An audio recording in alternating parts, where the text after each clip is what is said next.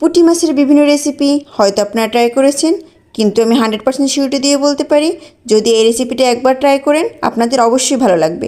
Hello বন্ধুরা, আমি তুলি। আজকে দেখাবো পুঁটি মাছের দই কারি। প্রথমে মাছগুলোকে নুন, হলুদ এবং ধনিয়া গুঁড়ো দিয়ে ভালো করে মেখে নিয়ে একটি ফ্রাইং প্যানে তেল গরম করে মাছগুলোকে ভাজতে দিলাম। আমি কড়া করে ভেজে নেব, তাই লাল লাল করে এপিট ওপিট ভেজে নিলাম।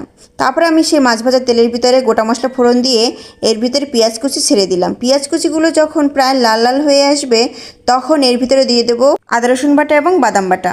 এর ভিতরে আমি চিনি দিয়ে ফেটানো টক দই দিয়ে দেবো। এখন অন্য একটি পাত্রে হলুদ, মরিচ, ধনিয়া এবং জিরা গুঁড়ো একটু পানি দিয়ে মিশিয়ে এই মিশ্রণটা ঢেলে দেবো কড়াইয়ের ভিতরে। তারপর একসাথে সব উপকরণগুলো আমি কষাতে দেবো। এখন মশলাগুলোর উপর দিয়ে স্বাদ মতো লবণ ছিটিয়ে দিয়ে ঢেকে কষাতে দেবো। যখন এরকম তেল বেরিয়ে আসবে তখন এর ভিতরে জল দিয়ে দেবো।